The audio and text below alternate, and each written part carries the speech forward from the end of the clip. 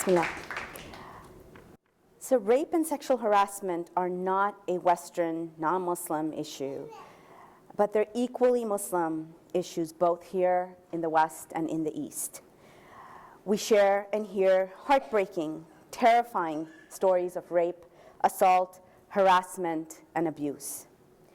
2 years ago, when the Me Too movement started, it was not because of that movement that Muslim women particularly became aware of rape or sexual harassment, as some try to portray. Muslim women and men have been addressing these crimes in their countries, but the hashtag has helped people share their experiences with other survivors, and many have found support. According to the United Nations study, 35% of women around the world have experienced sexual violence. In the United States, 1 out of 4 women will experience sexual assault. And we're here definitely to say that sexual assault is not limited to just women. This is a wide and very sensitive topic. Our intention in this session is to open a discussion, explore religious rulings, and provide social commentary to bring positive change. We will discuss the discrete nature of Muslim communities and the nature of assault in Muslim communities and how it affects survivors. It's important to discuss these topics because survivors of sexual violence often question themselves. They ask, why me?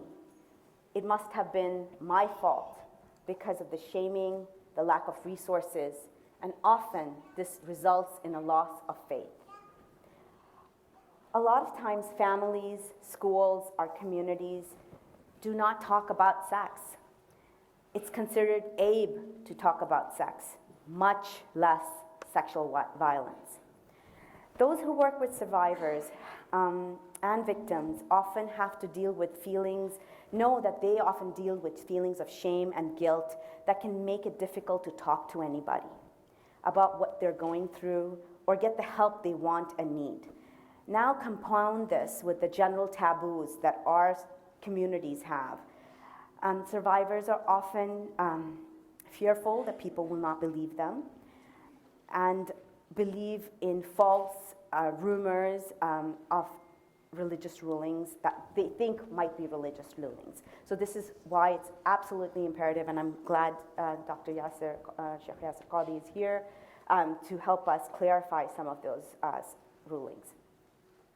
Despite its name, sexual abuse is more about power than it is about sex. Although the touch might be sexual, the word seductive and intimidating, and the violation physical, when someone is raped, assaulted, or harassed, the motivation stems from the perpetrator's need to be dominant, to control. Another myth that people often have is that rape or sexual assault is only a crime committed against young, beautiful women. People of all ages, appearances, and of all classes, cultures, abilities, genders, sexualities, races, and religions are raped. Rape is not confined to beautiful young women. It is an act of violence and control, and the perceived attractiveness of a victim has very little to do with it. I also wanted to define sexual violence as we're talking, so just because it's such a wide topic. Sexual violence involves unwelcome sexual contact of any type, which includes grabbing, kissing without consent. Assaultative behavior ranges from talk, texting, touch, exhibitionist, or voyeuristic behavior to rape and murder. And I see this in my line of work, where rape is used as a tool of war and genocide. It's sexual assault whenever words and actions of a sexual nature are imposed against another person's will. The perpetrator may use force, threats, and manipulation, or sweet talk and flattery, or a combination. Moreover, because victims are commonly blamed, aren't they asking for it by the way they dress? Why did they comply? Why didn't they resist more? Why didn't they go to the police? Many hold their secrets in silence, shame, and suffering. Perpetrators count on our tendency to blame the victim to keep their victims silent. Sexual assault is an act of, again, just wanted to reiterate, it's an act of violence. Another false myth that we wanted to address today, especially about Muslim communities and societies, is that sexual assault is correlated with sexually repressed societies. If people say if people had more sexual opportunities, sexual assault would be less frequent. This is a misconception, which again ties sexual violence to uncontrollable sexual desire. People don't commit assault because they don't have enough sexual opportunities. If that was the case, the rates of sexual assault would not be so high in countries like the United States and Sweden. People commit sexual assault because they feel entitled to other people's bodies and disregard other people's rights to consent. And this is just how these cases and problems are handled by Muslims as an issue, which perpetuates these misconceptions.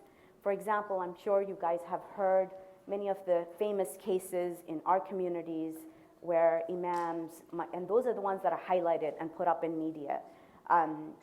There was just recently a case when when a court granted millions of dollars in fines to a religious figure. In my state, we've had recorded reports of occurrences of rape in masjid parking lots, done by young youth put in positions of power. And then how do masajid deal with issues like that? This is some of the things that we're going to be discussing right now, some solution-oriented focuses for our Muslim communities. So inshallah, we hope that our audience leaves today with the confidence and surety that Islamic rulings are not gender biased, nor is there an acceptance of victim blaming. What is wrong, and the party that transgressed the limits is the one that is guilty. So I wanted to ask Sheikh Yasser about the Islamic rulings pertaining to rape. There are many misunderstandings that are perpetuated and circulated, especially amongst the youth on Muslim Twitter. We see this often. And not only that, but for example, one of the misconceptions is that in the case of rape in Islam, both parties are to be punished, meaning the survivor has to be punished as well. So, and these are just some of the misconceptions. So what is considered rape in Islam? What is the punishment for it? And what are religious rulings related to this topic? Bismillah, alhamdulillah, wa salatu wa salam ala rasulillah wa ala alihi wa sahbihi wa man wala amma ba'd. Firstly, I'd like to thank ISNA for allowing this very, very sensitive session, and also my co-host for inviting me on. The idea and the initiative was theirs, and they asked me to come on. And frankly, this is a topic that has been taboo for too long. And one of the ways that we will have to address this topic, one of the most effective ways, is to be more public about this vicious crime and to be speaking about it and against it from the mimbars inside the masajid. We need to start giving khutbas about this issue, make sure we educate our young men and our young women about the rulings of Islam. I want to begin just by working off of the same statistics that Sister Hina began with. These statistics truly are terrifying. 1 out of 4 young women in this country have reported that there are victims of sexual violence. We're not talking about harassment, which is a different crime and a different category. Harassment, more than 80% of women in this country, more than 80% have said that they have been victims of verbal harassment. People denigrate, people say something bad, people comment on their bodies when they're walking in public. This is harassment, and that's wrong. We're talking about violence. 1 out of 4 young women or ladies have reported being subjects of sexual violence. And obviously, even though we're talking about ladies here, obviously young boys, anybody can be the subject of violence as well. It's not just young women. If this is the case in America, it is terrifying to think about what might be happening in countries that our ancestors came from. Whether we like it or not, it's a taboo topic to say this, but it needs to be said. There is sexual violence that is rampant in our own societies. We all know this. Ask any lady here, and if they don't have stories, they know people that have stories. And a survey was done by the United Nations last year that even though you've studied so much, read so much, it's just shocking to me. The United Nations did a survey in Cairo about harassment of ladies.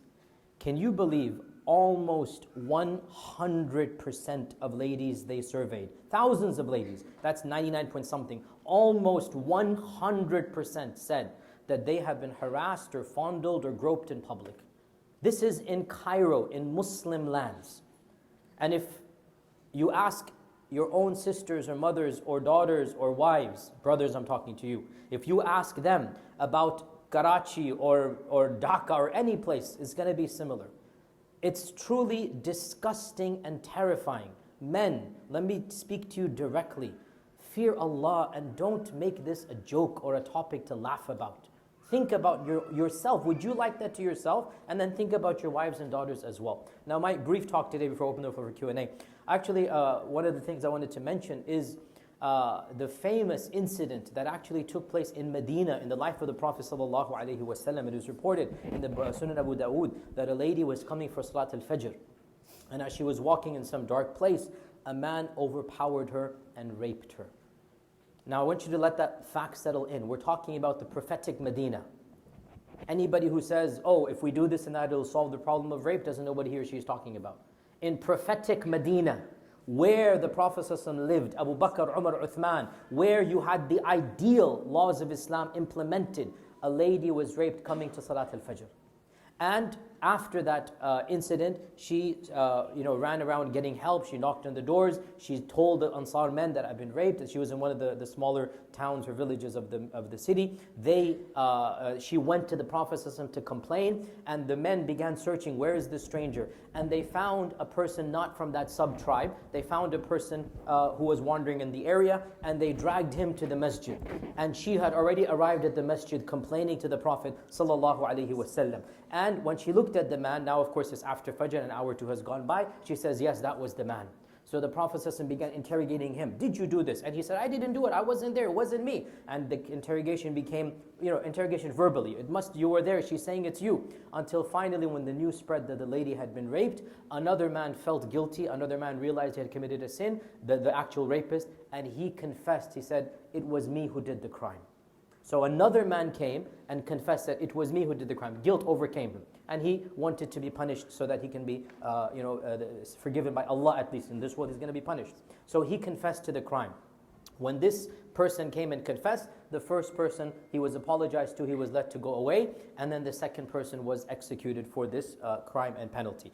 And the Prophet said to the lady, you may go, Allah has forgiven you. You have no sin on you. Allah has forgiven you. Now, this incident, small though it may be, is full of wisdom. And our scholars of fiqh have derived many laws from it. First and foremost, no matter how many laws you have in place, crime still is committed in society. Doesn't matter, she must have been dressed in the best manner, Islamic manner. She's a sahabiyya, right? She must have been dressed the way that the Sahaba dressed themselves. The Prophet ﷺ didn't say, how come you're dressed in this manner? She was wearing what they would have been wearing at the time. Secondly, he did not reproach the lady. He didn't say, what were you doing in the so early morning? Why were you outside alone? Why didn't you have a companion? It happened, and she was alone at the time. He didn't reproach her. What was your point for being outside?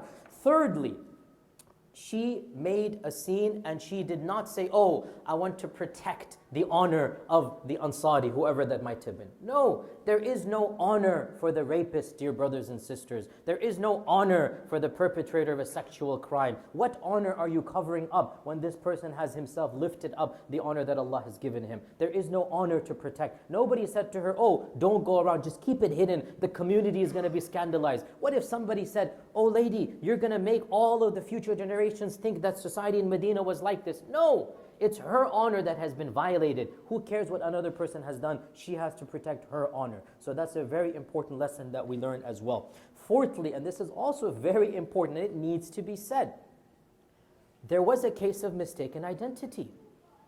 It was dark, and she assumed that it was that person. When the first person was brought, she just assumed that's him.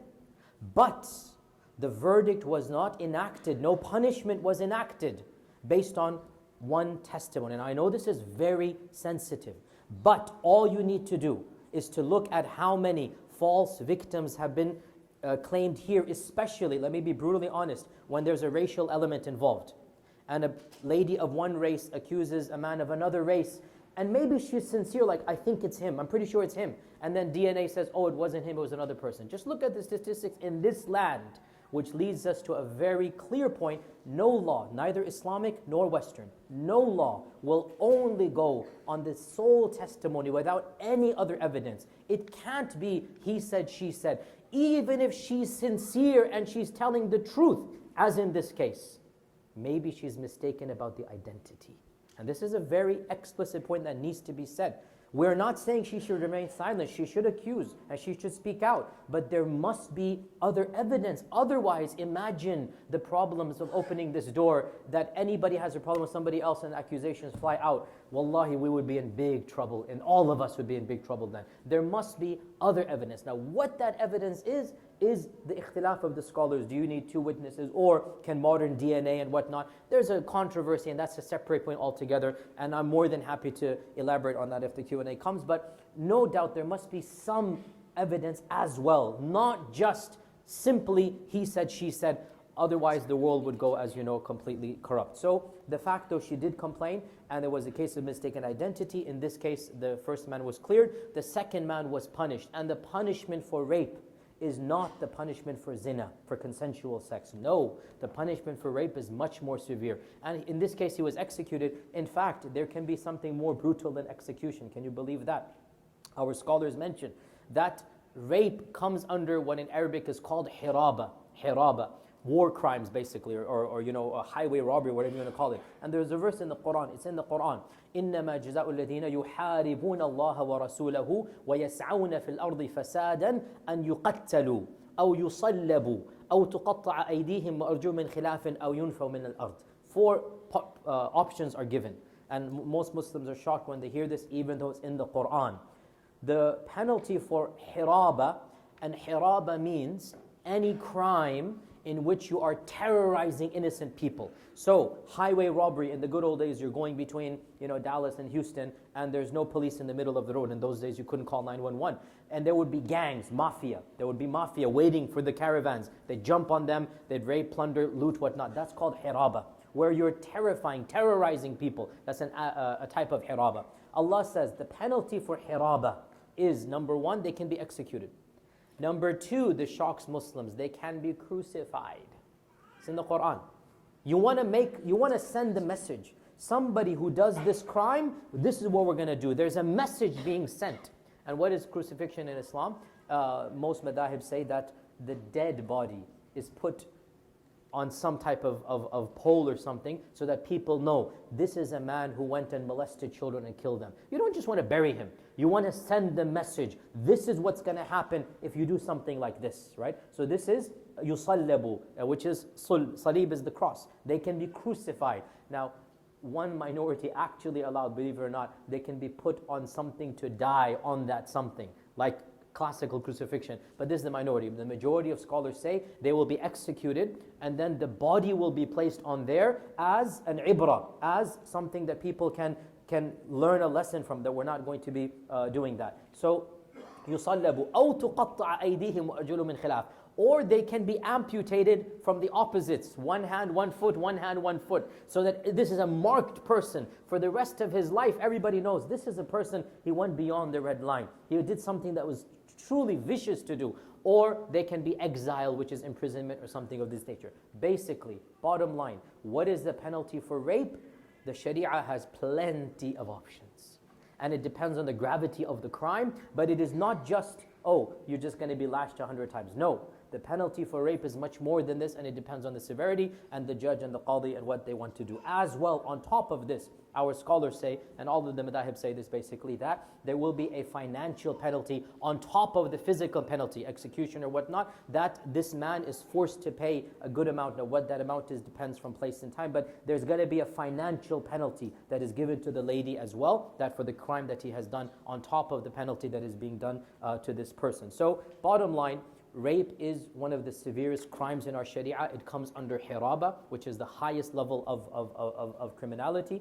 And our Prophet ﷺ himself executed the rapist in his own lifetime. And this also demonstrates as well that indeed laws are meant to protect, and there's no doubt that we take reasonable precaution. But no matter how many precautions are taken, no matter how many reasonable things are done, I mean, you can lock your door, you can have a loaded gun, you can do whatever you want, crime is going to take place. So the two are not mutually exclusive. You take as much precaution as you can, obviously, but then there is no foolproof method, and people will rob, and people will murder, and people will cheat, and people will lie, and yes, people will rape as well. Your precautions are one thing, and the evil people are another thing. No matter what you do, you take those precautions, and then crime is still going to take place. It doesn't negate your precautions. You still do that, but at the same time realize no system of laws, no government can 100% eliminate criminality. Why? Because you cannot eliminate the evils of human beings, and people are evil. Even in the lifetime of the Prophet ﷺ, this crime occurred, and he dealt with it in a manner that we can benefit from. He did not chastise the lady, he did not say anything to her, he was kind and compassionate to her, and he chastised the person, and then obviously, not just chastised, he punished the person and executed him. And this demonstrates for us that the Sharia does not tolerate this crime of rape, and anyone who does this has committed one of the gravest offenses. They must repent to Allah subhanahu wa ta'ala. This man, by the way, the rapist in this story, eventually his guilt got the better of him, and he confessed to his crime, and he was then punished. And we hope that in this world he will get the punishment. We hope that any person who has committed a crime, they should turn to Allah subhanahu wa ta'ala, a sincere repentance, because on Judgment Day, nothing will prevent you from the punishment of Allah other than this world's tawbah. And with that, inshallah, I'll hand it back to you. So my next question is to Sabah Sayyid. So Stada, so the rulings are pretty clear, like Sheikh Yasser explained them pretty clearly.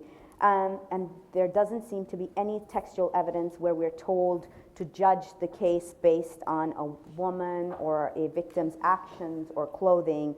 But there's often debate that women tempt men to rape them or dress in such a way that provokes a man. So we heard the textual evidence. We heard from Sheikh Yasser about the rulings, Islamic rulings, and it's clear that a woman or a victim's actions or clothing, there doesn't seem to be, that's what the case is judged on. But there's often debate that women tempt men to rape them or dress in such a way that provokes a man to commit such a heinous crime. So I'd like to ask Ustad Sabah Sayyid about this. Bismillah. Assalamu alaikum. As we saw from Sheikh Yasser's thorough explanation that clothings don't play any role in differentiating the victim and the oppressor. Rape and sexual harassment under any circumstances, it's wrong and it's haram and it's forbidden. When this case came to the Prophet, or even afterwards, after the Prophet, during Sahaba, they were never any rape or sexual harassment cases. Whenever they were judged, the clothing of the woman or her behavior was never questioned. However, there is an uproar by our brothers that even some of the people of knowledge, and we have some verdicts from overseas, from very knowledgeable people that make the highlight of our news outlets here in the West, where they do blame women for either not dressing appropriately or not behaving appropriately, and then in a way tempting the men to rape them. We have several cases in Muslim countries, in Saudi Arabia, in Pakistan, in Egypt, You just have to Google to see how many cases happen where unfortunately the victim gets the blame, where unfortunately the victim gets the judgment. But none of this is a reflection of Islam. This is just simply a lot of time men trying to dominate women through any mean that they can come up with, and unfortunately a lot of time it's the abuse of religion.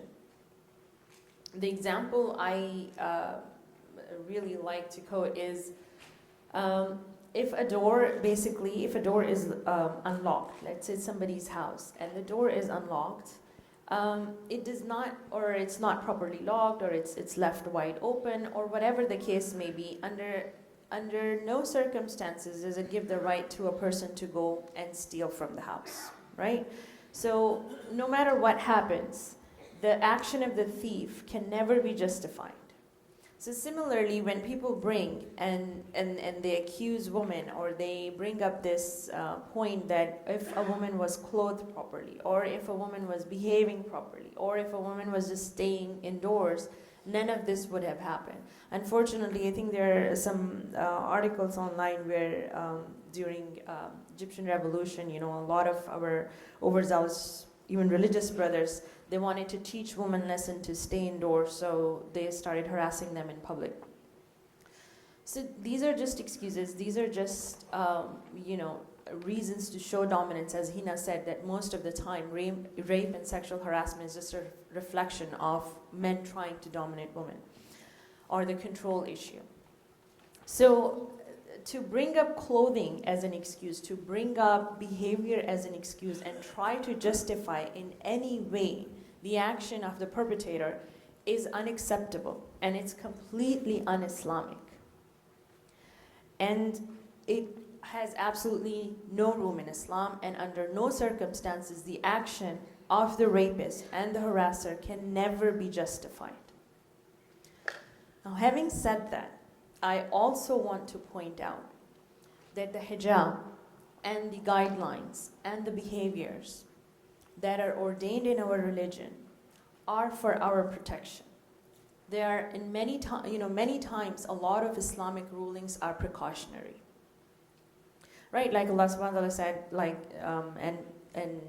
stay away from zina, or even something that could lead to zina.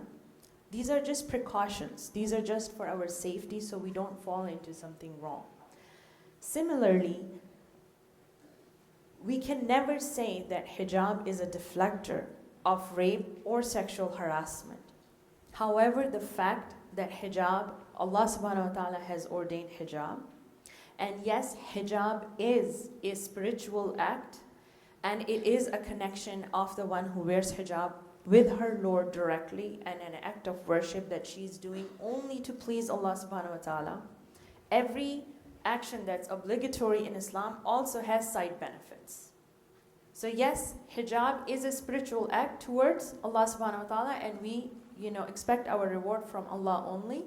However, this also has some side benefits, and our protection is one of the side benefits of it. In fact, when the Muslim women in Medina were being verbally harassed by hypocrites, it was Umar radiallahu anhu who reached out to the Prophet ﷺ, and he requested that could there be something for the Muslim women for their protection. This was one of the reasons, one of the side benefits of hijab. This is not the benefit. There is no guarantee that it's going to protect a woman from being harassed. But as we know, and again I'm going to repeat this, that every action that is obligatory in Islam has many, many side benefits. And hijab, our protection, our respect, is one of the side benefits of hijab. So yes, there is a benefit of wearing hijab.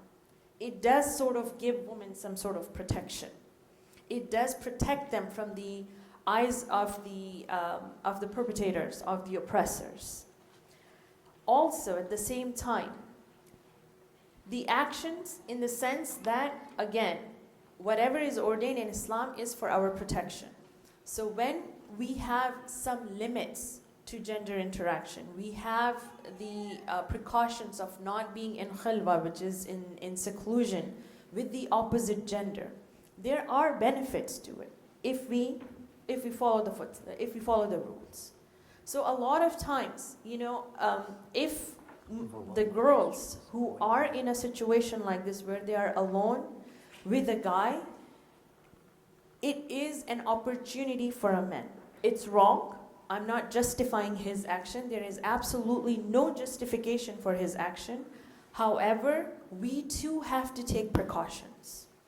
We are supposed to tie our camel. As in the hadith of the Prophet ﷺ, he said, and tie your camel and then leave the rest to Allah subhanahu wa ta'ala.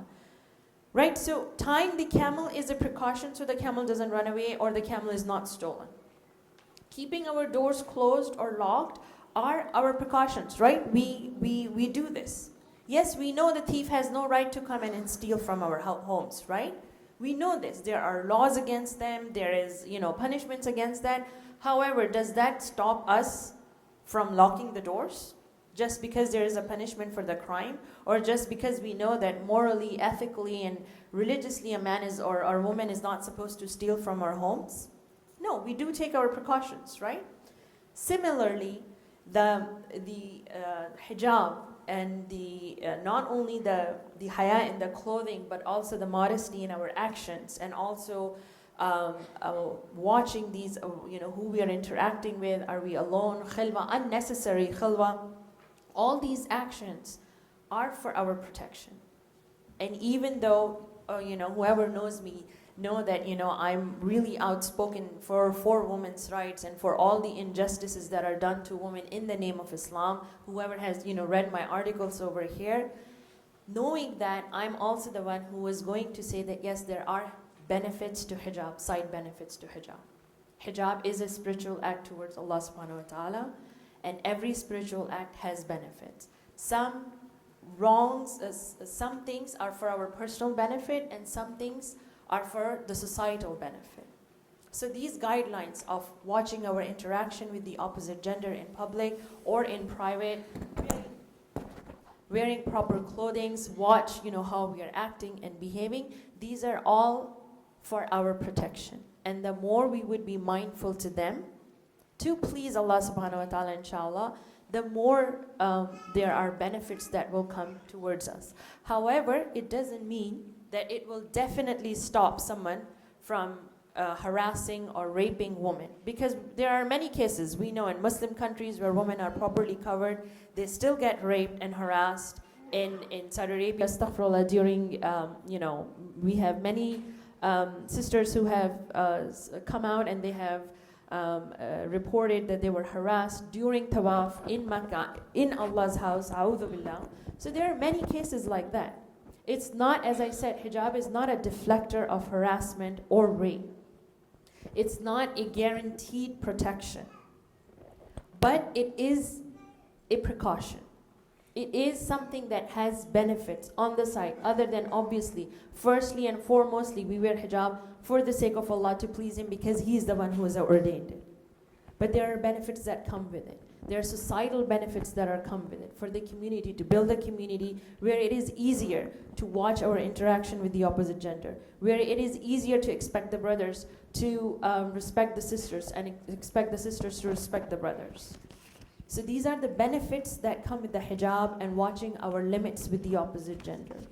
And as I said, it doesn't mean that it is for sure going to repel a rapist or an oppressor. If that still happens to a sister, it is a test and a trial from Allah subhanahu wa ta'ala. And we make dua for her, we ask her to be patient and not think that just because I'm wearing hijab, I am definitely going to be protected. I hope that. Thank you. Jazakallah khair. So you pointed out interesting points about things, verdicts, and things that happened overseas recently. We saw that one of the shuyukh from Saudi Arabia was on Twitter, and he definitely blamed for women for sexual harassment, and there were. So my question is about religious verdicts that are passed in Muslim countries that, then are used and are on the Daily Mirror the next day. And then those are accepted as Islamic verdicts. So Sheikh Yasser, if you could talk a little bit about that, like that, and it's a phenomenon because especially the world has gotten smaller, everybody's online, and people think that's Islam. So we also need to realize the role of sensationalization of the media. I remember a few years ago there was a fatwa that went viral about why women should not drive, and that was a scholar that said, oh, if she drives then her ovaries are going to get, I don't know, messed up or something, you know? And so she is a Saudi scholar. Now, I've studied in Saudi Arabia for 10 years. I've studied with over 120 scholars. I've studied with some of the major scholars of the country. When I heard this, I was in shock. Like, what? This is a fatwa? I looked up, and this is a nobody whose name I hadn't even heard, who's some local imam in a small masjid in some village somewhere.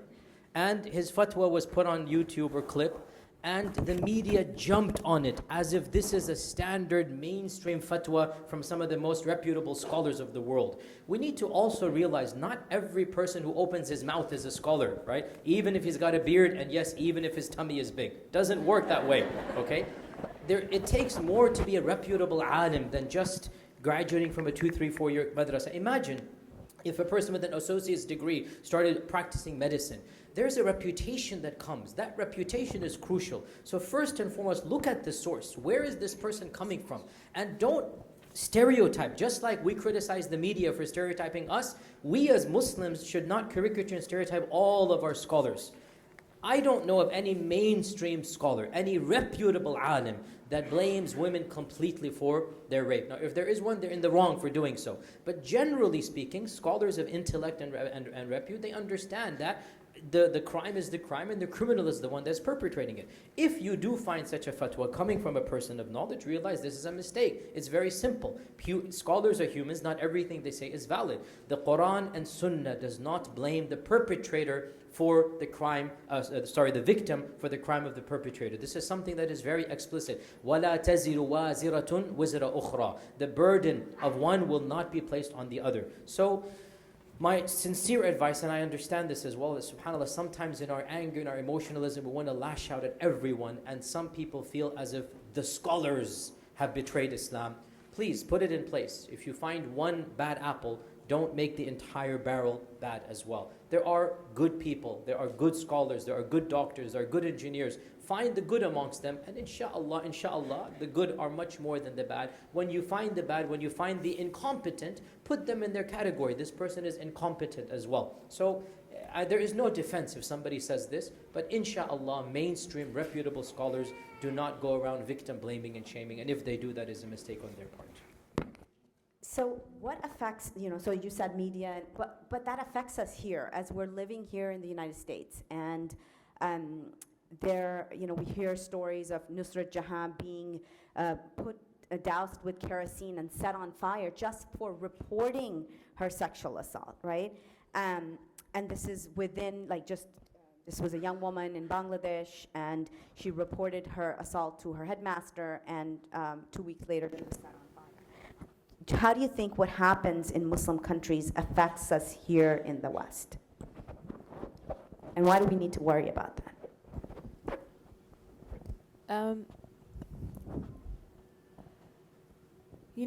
As Sheikh Yasser said, that it's how the media picks and chooses and highlights the news, what happens overseas. So whatever happens over there, obviously it affects us because that's what gets highlighted in the media. It's for some reason it's a very juicy news whenever it's something negative or something which can be portrayed as negative about Muslims and about Muslim countries and Islam. The abuse of religion and extremely incorrect legal rulings in the name of Islam, it has helped paint a very negative image of our faith. And the truth is that the non-Muslims, they cannot differentiate between culture and religion. So whatever is happening in Muslim countries by Muslim, for them, that is Islam. And unfortunately, because we don't have these kind of dialogues, on topics like this, a lot of our Muslims who are not as educated about their religion, or especially our youth, they get equally confused about what is the true Islam What are the actual Islamic rulings on issues like this, like about rape and sexual harassment? And one of the incidents that I would like to quote is, I was talking to my son, and he goes to Texas A&M, and so he's, he's active within the, he's exposed to the college atmosphere, the younger generation, and he was talking to someone who has served in Afghanistan for 5 years, and some of the incidents that person told us about the way women are treated overseas. For instance, in Bangladesh, where there was one incident where a woman gets raped by her uncle, and the verdict that was passed in the name of Islam was that she tempted her uncle to rape her, and her punishment was that she was burned alive. Now, obviously, we know that it's completely wrong. First of all, no one can. The burning alive is not even a punishment that can be done by us, by human beings. It's not allowed. It's haram. Second of all, this is not Islamic ruling. But for someone like him to see people who go to the masjid 5 times a day, every single family has a Quran. He sees them, holding the tasbih, and he sees them like reciting Quran outside. For someone who doesn't share our faith, that's Islam. That's how religious you can get. That's how Islamic you can get. And for people like that, passing judgments and verdicts like this is a representation of Islam for him. And that was just one person talking to me. He has his whole group of people over there. So how many people have been exposed to that kind of version of Islam, which is not Islam, which is just purely culture, the misogynistic culture that unfortunately dominates most of the Muslim countries. And then they perceive those things as being Islam. So of course, whatever happens in the so-called Muslim countries affect us over here. We are trying so hard to represent the true Islam. And then those incidents in the so-called Muslim countries just make it harder and harder for us to represent our religion.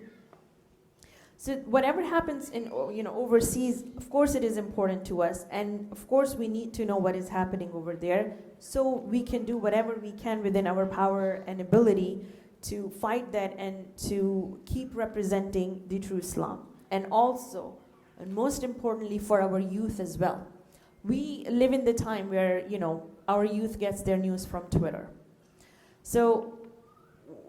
And as I said, we don't have these kind of dialogues. We need to have these kind of dialogues almost weekly in every Muslim community, in the masajid, in the halaqas, in the lectures, so we can keep fighting the wrong image of Islam, and we can keep educating our youth what the true Islam is, and what these beautiful rulings of Islam that are completely just and fair, so that they can be proud Muslims.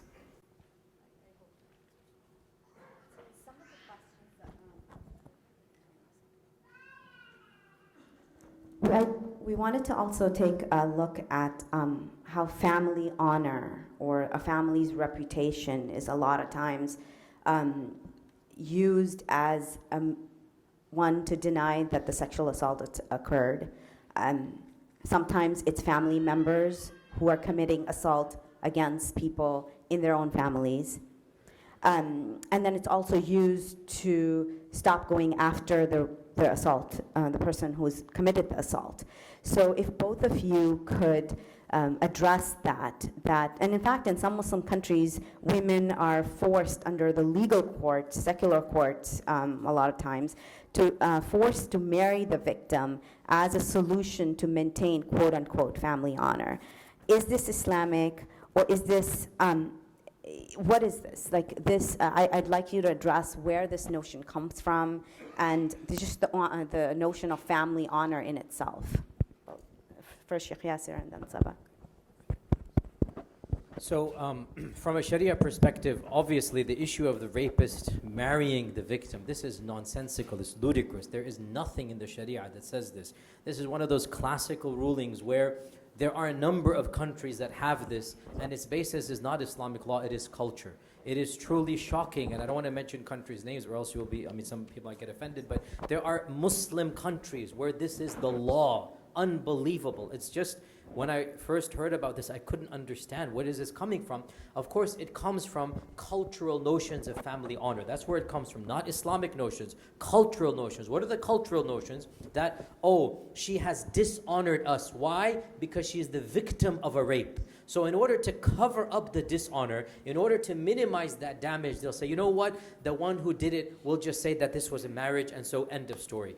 And I mean, I don't even know how to begin this. How do you even start addressing this issue? I'm literally at a loss for words. All I can say is this is one of those classic issues where we clearly see the role of cultural influence. I challenge anyone to find any book of fiqh or any scholar of our past and heritage that said the rapist should marry the victim. This is nonsensical. The punishment for rape, generally speaking, is execution. How can there be a marriage? It doesn't make any sense whatsoever. In any case, this is clearly one of the cultural notions of aib or sharam, that we have in our culture, like, oh, beizati ho gayi, hum log ke sharam, that's what they say. We have been dishonored by the victim and not by the perpetrator. And this is something that really needs to be addressed head on. As I said, there is no honor for the criminal. There is no protection for the rapist, even if the rapist or the criminal is a part of your family. One of the most terrifying statistics, parents, listen to this. As it 60 or 70% of sexual violence occurs by family and friends. I don't remember the exact number, but it is more than half. More than half. That is terrifying. The default when it comes to the perpetrators of sexual violence, they're not strangers who would barge down into your doors. They are loved ones, family and friends. May Allah protect all of us. And that's why, again, I'm trying to be personal. I am so strict when it comes to my own family. No sleepovers, no this and that. Very strict. This is because of being who I am. I hear these stories. Young ladies and even young boys come to me. Today, there's a news item on BBC, look it up, where in Bangladesh, and again, we're all, I'm not trying to highlight one country, all countries are guilty, but the news item was a madrasa, male student, said that sexual rape from the teachers to the boys is rampant. And the whole country is now in turmoil. How dare you bring dishonor to our madrasas, right? And when he said this on Twitter or Facebook, Twitter is now going viral by other horror stories. Young kids are coming out. Young adults are coming out saying, I was raped. What do you mean? It's rampant. This is now something that we cannot just, put under the rug. When you think you are protecting the honor of the rapist, what you're doing is actually enabling the rapist to go rape another child. Yeah. Think about this. When you think you're going to cover up the faults of somebody else, what you're doing is you are allowing the criminal to continue in the crimes that he, or sometimes she, but generally he, is perpetrating. There is no honor to child molesters. There is no protection to the one who is harming innocent, especially children. There's something that, honestly, how can anyone, and I have to be honest, I know this wasn't the question, parents, young children rarely lie about such matters. It is possible, 1 in a million, but rarely. A 5, 6, 7-year-old, it's very, very, very rare, almost impossible for such a young mind to come forth with such vivid details and imagery of this type of crime.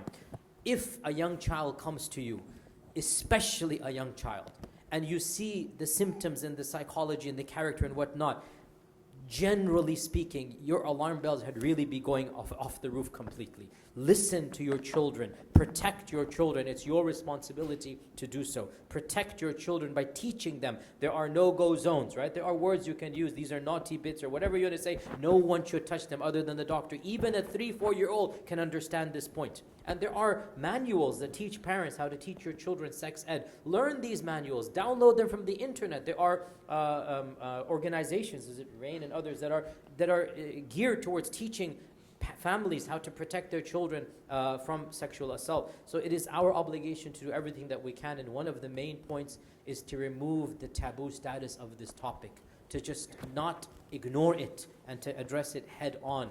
Sexual violence and molestation is rampant in our Arab and Desi cultures. It needs to be said. And unless and until we're brave enough to talk about it and mention it and warn about it, and most importantly, teach our young men how to be men. Teach our young boys what it means to be a Muslim boy. What it means when puberty hits, they should know what is haram and halal. Stop blaming the women. Start looking at the perpetrators and trying to train them to not be perpetrators. And realize that it is our responsibility as parents to raise those young men and women to be the best young men and women they can. And that's something Allah will ask us about on Judgment Day.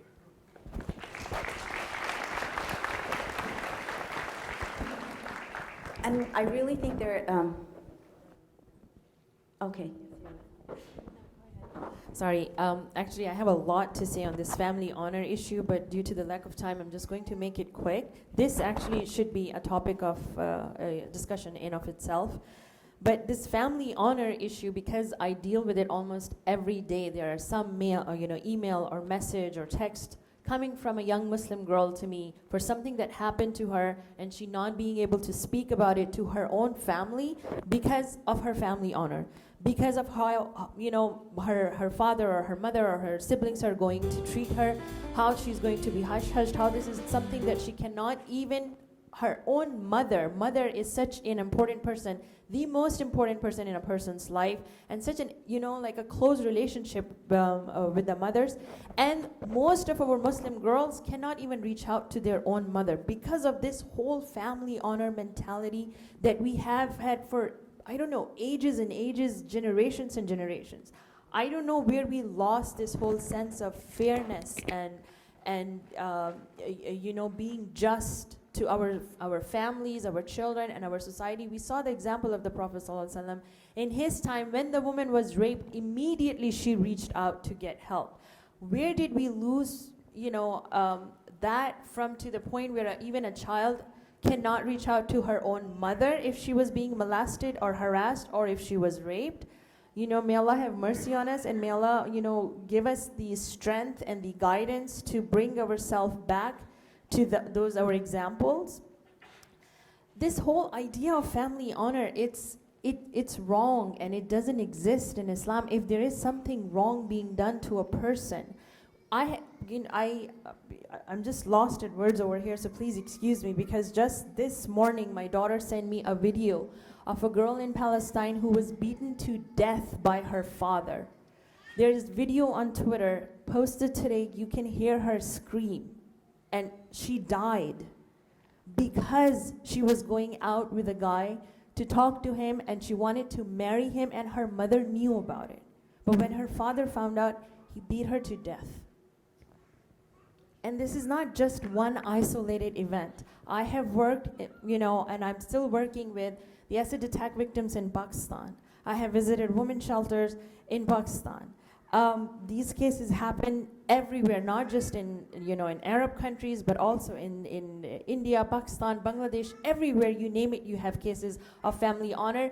This family honor, we have had so many incidents here in the West, in US, in UK, where Muslim families have abused their children or killed their children in the name of family honor. This idea doesn't exist in Islam. Where is our sense of fairness and justice and fear of Allah that we are okay with someone being assaulted and oppressed, but we are not going to raise our voice just because of family honor? And as a community, it is also our responsibility that we need to stop judging other people. We need to stop judging other people's children or their actions or what is happening in other families.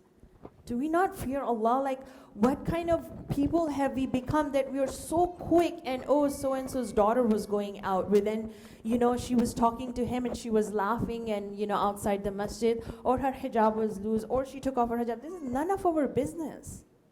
Instead of focusing on other people's lives and what is happening in their families, we need to focus on our own selves.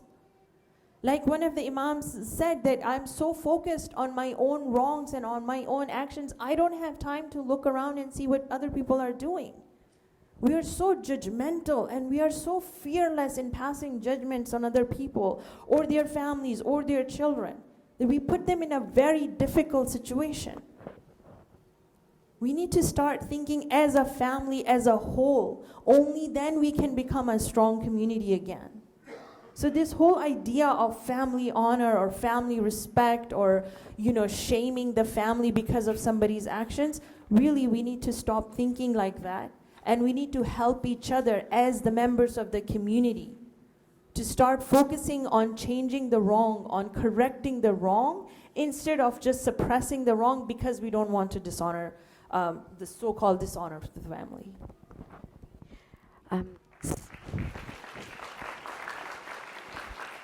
So I also wanted to talk about what we're teaching our young men and what we're teaching our boys and how just sex is taught in Muslim communities, and where sex, and even in when they're learning, when they go to public school, what they see around them in video games, in like the extreme violence that is taught there.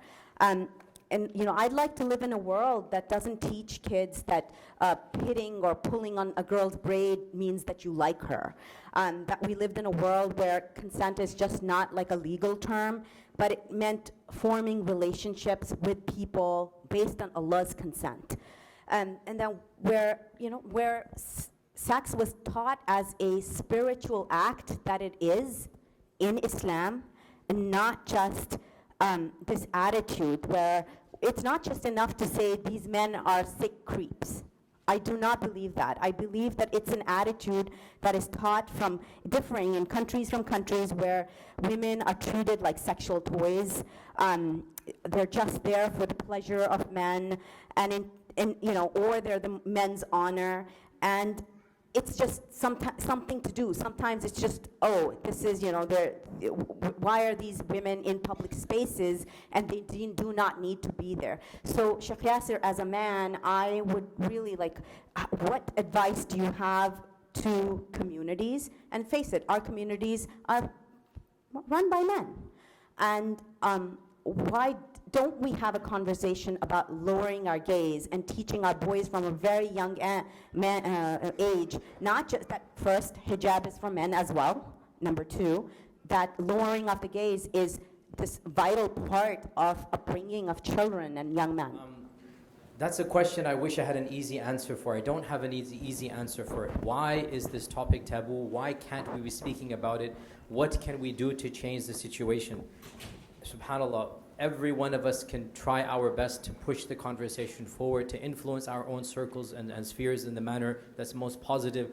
All that I can say, especially to the imams and du'ats here, that we need to take charge, especially in the masajid. The masjid is where most of our Muslim community comes. We have access to a large group of people. This is one of the priorities, healthy families, not to have children that are molested. If this isn't a priority, then I don't know what is. So especially our imams in masajid, if you know your imam or shaykh and you're friends with him, go and tell them. Even if you're not, go and tell them. This is a community issue that needs to be addressed. Have them do their research, help them in that research, have them be at the forefront. I also want to say here, and this is awkward, my wife is sitting in the audience as well, but husbands, the best tarbiyah you will give your sons is how you treat your own wife. That is the best tarbiyah. Talk is cheap. Talk is cheap. How you treat your own wife should be a role model that will, insha'Allah ta'ala, be implemented on them. What they see in that relationship, right? The honor and izzah that the husband should give the wife, especially in front of the kids. That if the husband is going to be abusive, there's this well-known survey and study done, that the majority of those who abuse their wives, they grew up in households where their own fathers abused their mothers, right? And that's something that initially sounds a little bit strange, and I'll tell you why. Imagine you're a teenager, imagine you're a young boy, imagine you're 15 years old, and you see your father physically hitting your mother. As a 15-year-old boy, who would you automatically side with? Tell me. Your mother, right? As a 15-year-old boy, you would automatically side with your mother. How dare you do that to my mother? Why is it then that when that 15-year-old boy becomes a 35-year-old man, why is it the default that most people who abuse their wives were born in abusive households? Why is it that what he himself despised, he becomes? I'll tell you why. Because that's what he saw. That's what he saw growing up. So when he becomes angry, becomes irritated, even though he knows it's wrong, He's going to go to the default of what he saw growing up. Now, there's always exceptions. It's not 99%, but the majority of those who are physically abusive are born in physically abusive households. What does that mean? We men have an extra responsibility and burden to be role models, to show our sons what it means to be a person. As Aisha said, radiyallahu anha, the Prophet ﷺ never once hit a woman or a servant.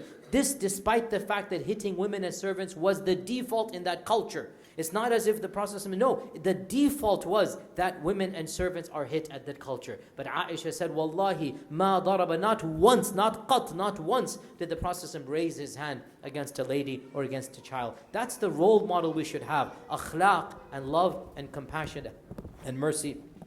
And the final point, dear brothers and sisters, I have to make a move inshallah ta'ala. The final point, those of you who have been the victim of sexual assault, harassment, those of you that have painful memories that you don't want to go down, know that maybe we can't give you justice in this world, even though you should try to achieve it.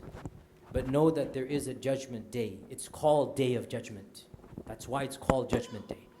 Know that there is a final day where every single complaint will be open, where every single injustice will be laid bare, where every pain and suffering that you underwent in this world will be rewarded, and where those who caused you that pain and suffering, they will be dealt with by the Malik himself, by the Malikul Muluk himself, by the one who will be the ultimate judge, Maliki Yawmiddin. There shall be an ultimate day. Justice will be served. We can't give it to you full in this world. No matter what we do, we can never reward you for what you have undergone. No matter what we do, the perpetrator cannot be punished the way that he deserves. But that's why there's heaven and hell. That's why there is a Lord. That's why there is a judgment day, that insha'Allah ta'ala on that day, you will get the reward and the fruits, and you will be given something that will, and it's not gonna go back, but it will insha'Allah ta'ala make you happy on that day. And the one who caused that crime and the one who perpetrated that dhulm to you, that person will face the wrath of Allah subhanahu wa ta'ala, and he will be dealt with in a just manner. May Allah make it easy for all of us who have had any trauma in the past, and allow us the courage and the faith and the fortitude to overcome it. I have to ask you leave. Jazakumullah khair. Assalamu alaikum wa rahmatullahi wa barakatuh.